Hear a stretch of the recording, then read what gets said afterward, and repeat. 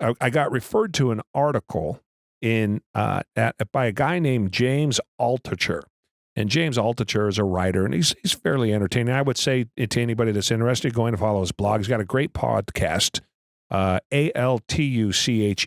Maybe, Billy, if you remember, put it in the show notes. James Altucher, and he is a lifetime New York City resident. So I'm going to read the post. Now, he's gotten threats, of course. Lived in New York City his whole life. I remember him writing after 2008 how we're staying and we're going to rebuild, and I'm here for the long haul, and this is the greatest city in the world, and we're going to come back better and faster after the crash, the Great Recession. The same thing essentially. I don't know that he wrote specifically after 9/11, but the same sort of sentiment. And so I'll never leave New York. I'm here for the rest of my life. He just wrote this. So I'm going to read it. I don't usually read this much, but I think this is good. You guys can certainly go to jamesaltucher.com. You can see it in his blog for yourself. But I think this is where the world is finally going. I think people are finally getting it, where Billy, you and I, and many other people were 5.5 months ago when all this nightmare started. Yep. And we've been talking about the government only takes and takes and takes. It never gives. And so to expect them to give this back or expect them to work reasonably, if you live in the Northeast or if you live on the West Coast, you have a much better idea of what I'm talking about than if you live in the center part of the country. I mean, explain, as an example, the restaurants have to close at 8 o'clock. Yeah, doesn't make any sense. What's the difference between 8 o'clock and 8:01? Yep. I don't get it. I'm on the airplane flying to Tennessee, and the Delta, I have the fucking mask on that I have to wear the whole time. So you enter the airport, mask. You exit the airport, you can take the mask off. In between, it's all mask. Airport, airplane, whole 9 yards. Hot as fuck. I hate those goddamn masks, right? So I'm wearing it below my nose, right? Because I'm breathing through my nose because it's hot as balls. And the woman comes up, and it's not her fault. She's just following instructions, and she's handing out, they give these little baggies now. And inside the baggie is a little Dasani water and like a cookie and maybe some chips or whatever the hell it was. Some those yellow cheese nips or whatever the hell they're called. Oh, yeah? Yeah. No peanuts anymore? No peanuts, no. So this is what they have. And so as she's handing it out, she sees my mask below my nose. And she said, I'm sorry, sir, you need to have your mask up above your nose, if you wouldn't please. She's kind of pointing at it. Oh, okay. So I pick it up. I put it above my nose. She hands me the little baggie of candy, of goodies, right? I open it. I take the water off. I take my mask off. She's standing right fucking next to me because I have to drink the water like everyone else in the place is doing. And then you eat your little cookie, and then you eat the little whatever, and you take your sweet ass time, and pretty soon it's been an hour and you don't have a mask on. What is the fucking point? One of my other favorites here in this godforsaken state is you go to a restaurant. Yep. You walk in the front door. This happened literally. Walk in the front door. We get seated at a front seat, right? So the seat that we are getting seated in, we can literally see from walking in the front door. It's 15 feet. Nope, you got to have a mask on. Yep. Sarah, put on your mask. Put a mask on, walk 15 feet, take the mask off before I've even sat down because I'm at the table, and sit down. Yep. Eat your food with the mask off. And then don't be there after 8 o'clock. Because they're fucking closed. And literally, I was at a restaurant. They just turned the lights off. They turned the lights off and turned the music off. Wow. Right? They had little safety lights and shit. Time to get at 8 o'clock. Wow. Or at 10 o'clock, depending on what county you live in. So this is the kind of madness that's going on out there. And anybody listens that's not on this side of the West, or, here in America, number one, and on the West Coast, number two in particular. And it seems like the Northeast, New York, the New England states, all the way over to Illinois is fucking crazy as shithouse rats. And the West Coast in particular is the leading craziness for this complete power grab that they're doing relative to COVID. And so this guy who's, he's kind of a, how would I describe his politics? Certainly not a conservative, right? I'm guessing he's a fairly liberal Democrat, is kind of saying what we all think and feel. And I'm happy to see this be this way, because I don't know why anybody lives under that kind of fucking tyranny that a lot of these states are putting them through. So I'm going to read this because I think it's pretty good. It's going to take me a minute, but I think you guys will like it. Will enjoy it. So here we go. James Altucher wrote this in his blog. I love New York City. When I first moved to New York City, it was a dream come true. Every corner was like a theater production happening right in front of me. So much personality, so many stories. Every subculture I loved was in New York City. I could play chess all day and night. I could go to a comedy club. I could start any type of business. I could meet people. I had family, friends, opportunities. No matter what happened to me, New York City was a net I could fall back on and bounce back up. Now it's completely dead. But New York City always bounces back. No, not this time. But New York City is the center of the financial universe. Opportunities will flourish here again. No, not this time. New York City has experienced the worst. No, it hasn't. A Facebook group formed a few weeks ago that was for people who were planning a move and wanted others to talk to and ask advice from. Within 2 or 3 days, it had about 10,000 members. Every day I see more and more posts. I've been in New York City forever, but I guess this time I have to say goodbye. Every single day, I see these posts. I've been screenshotting them for my scrapbook. 3 of the most important reasons to move to New York City. Business opportunities, culture, food, and of course, friends. But if everything I say below is even 1/10 of what I think, then there won't be as many opportunities to make friends. Number 1, business. Midtown Manhattan, the center of business in New York City, is empty. Even though people can go back to work, famous office buildings like the Time Life skyscraper are still 90% empty. Businesses have realized that they don't need their employees at the office.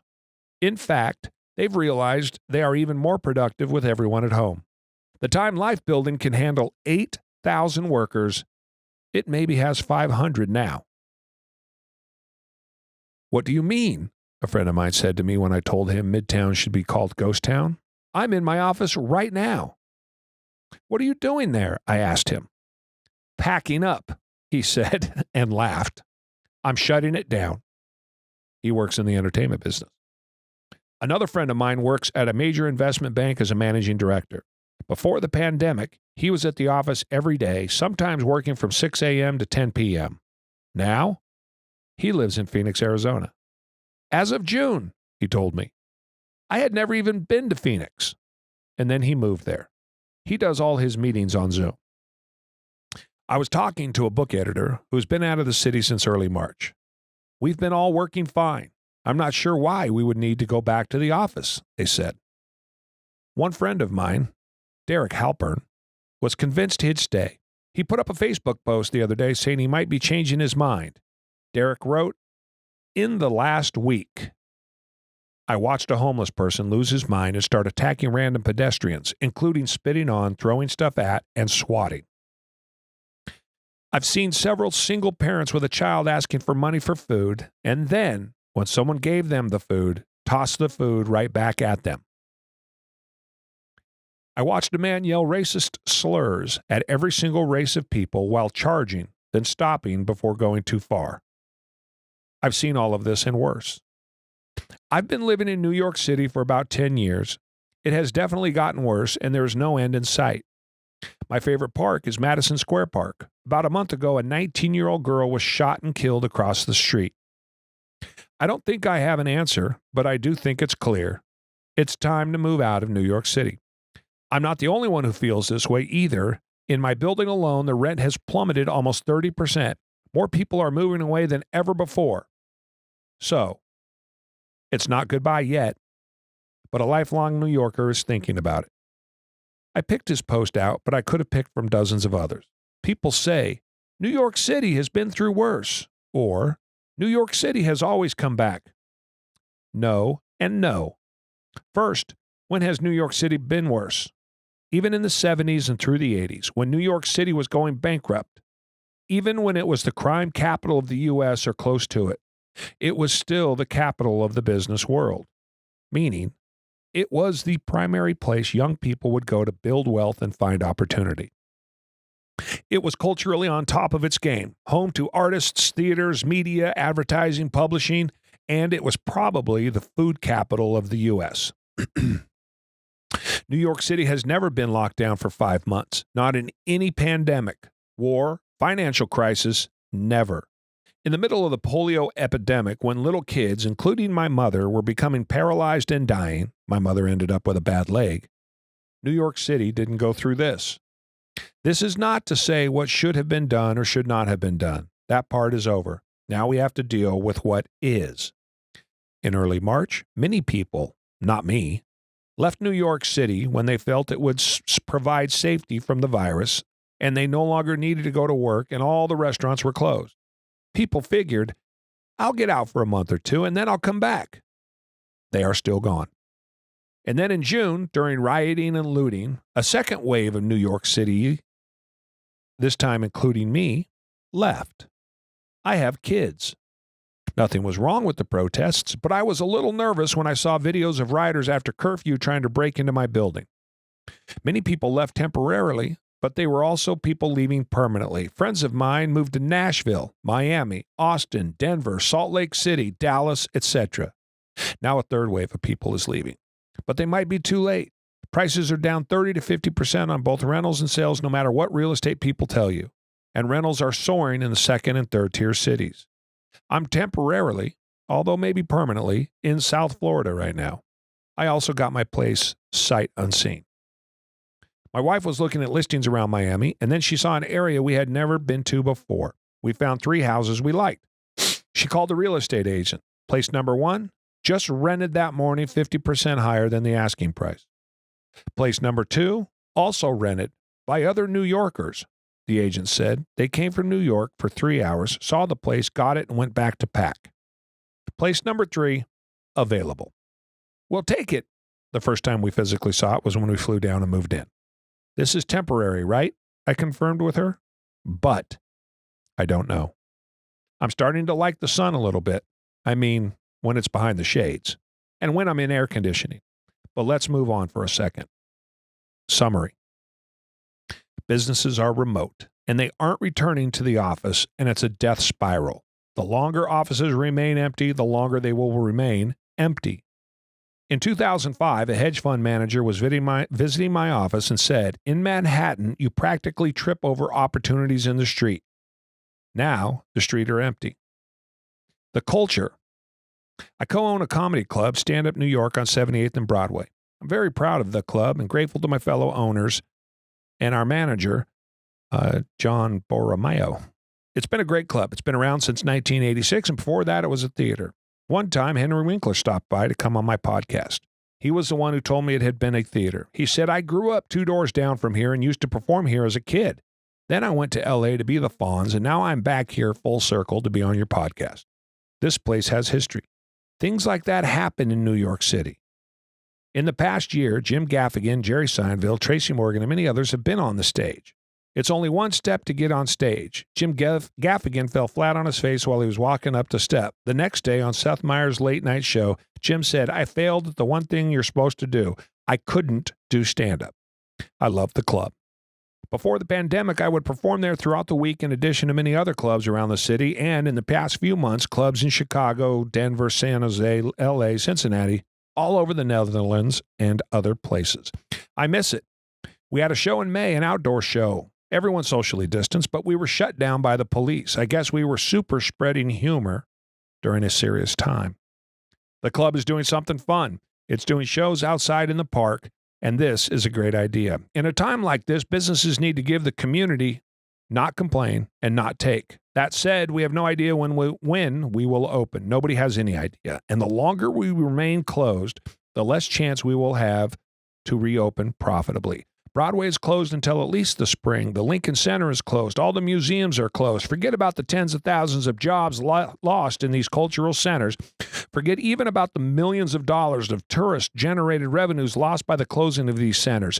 There are thousands of performers, producers, artists, and the entire ecosystem of art, theater, production, curation that surround these cultural centers. People have worked all of their lives for the right to be able to perform even once on Broadway, whose lives and careers have been put on hold. I get it. there was a pandemic. But the question now is, what happens next? And given the uncertainty, since there is no known answer, and given the fact that people, cities, economies loathe uncertainty, we simply don't know the answer. And that's a bad thing for New York City. Right now, Broadway is closed until at least early 2021. And then there are supposed to be a series of rolling dates by which it will open. But is that true? We simply don't know. And what does that mean? And will it have to be only 25% capacity? Broadway shows can't survive with that. And will performers and writers and producers and investors, lenders, stagehand, landlords, etc. wait a year? Same for the museums, the Lincoln Center, the thousands of other cultural reasons millions come to New York every year. Hell, the hot dog stands outside of the Lincoln Center, they're finished. My favorite restaurant is closed for good. Okay, let's go to my second favorite, closed for good. Third favorite, closed for good. I thought the PPP was supposed to help. No? What about emergency relief? No. Stimulus checks? Unemployment? No and no. Okay, my fourth favorite, or what about the place I always ordered delivery from? No and no. Around late May, I took walks and saw that many places were boarded up. Okay, I thought, because the protesting was leading to looting and the restaurateurs were protecting themselves. They'll be okay. Looking closer, I'd see the signs. For lease, for rent, for whatever. Before the pandemic, the average restaurant had only 16 days of cash on hand. Some had more, McDonald's, and some had less, the local mom-and-pop Greek diner. Yelp estimates that 60% of restaurants in the United States have closed. My guess is more than 60% will be closed in New York City, but who knows? Someone said to me, well, people will come in now and start their own restaurants. There is less competition. I don't think you understand how restaurants work. Restaurants want other restaurants nearby. That's why there's one street in Manhattan, 46 between 8th and 9th, called Restaurant Row. It's all the restaurants. That's why there's another street called Little India and another one called Koreatown. Restaurants happen in clusters, and then people say, let's go out to eat. And even if they don't know where they want to eat, they go to the area where all the restaurants are.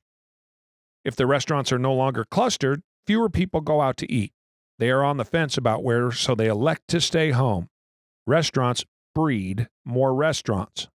And again, what happens to all the employees who work at these restaurants? They're all gone. They left New York City. Where did they go?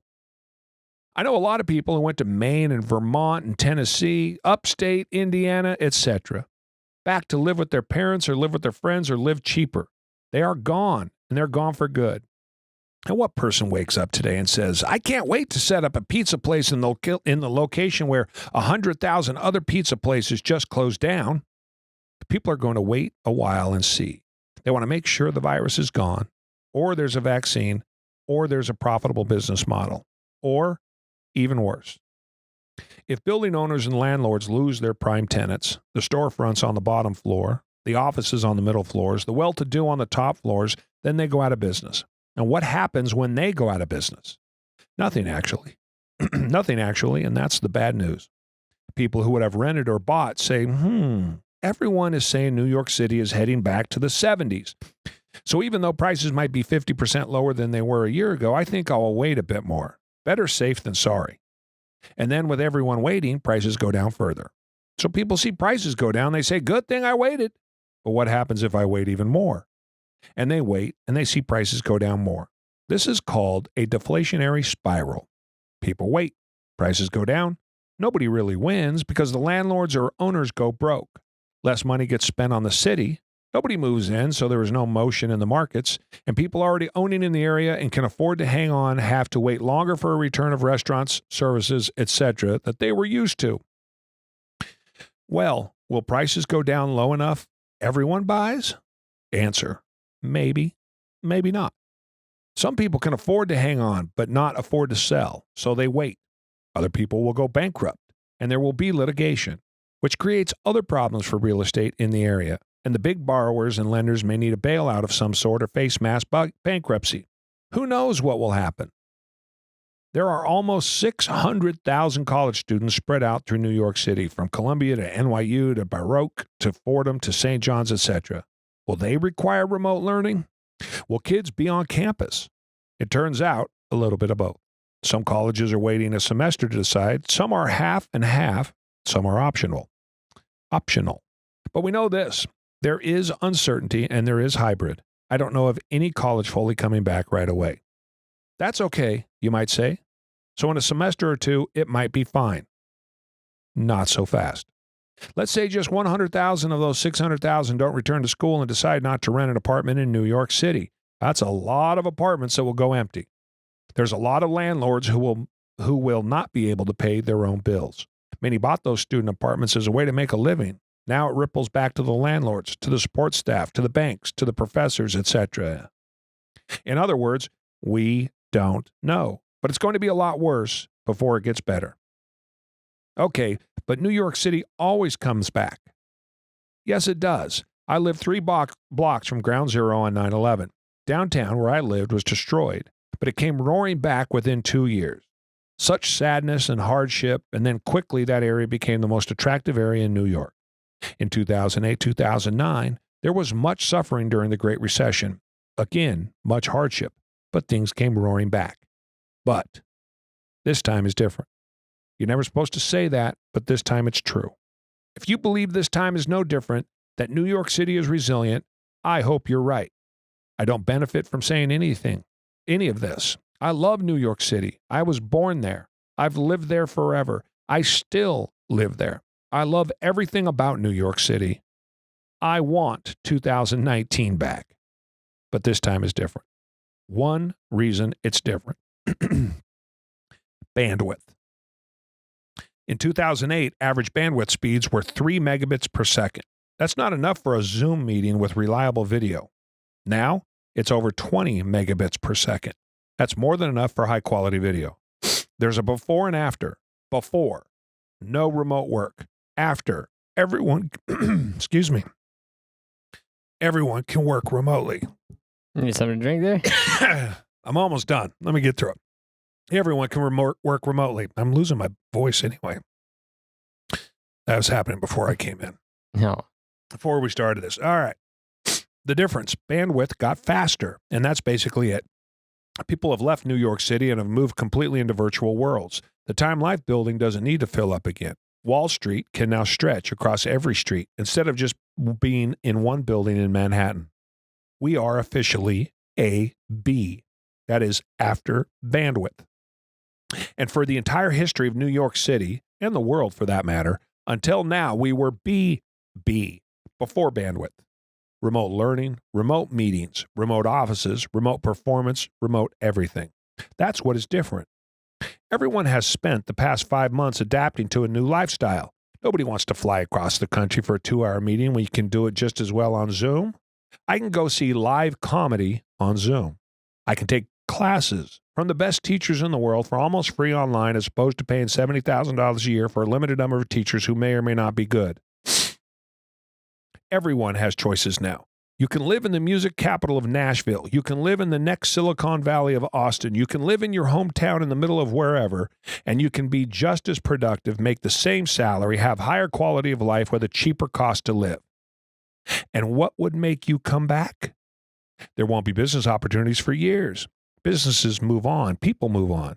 It will be cheaper for businesses to function more remotely, and bandwidth is only getting faster. Wait for events and conferences and even meetings and maybe even office spaces to start happening in virtual realities once everyone is spread out from Midtown Manhattan to all over the country.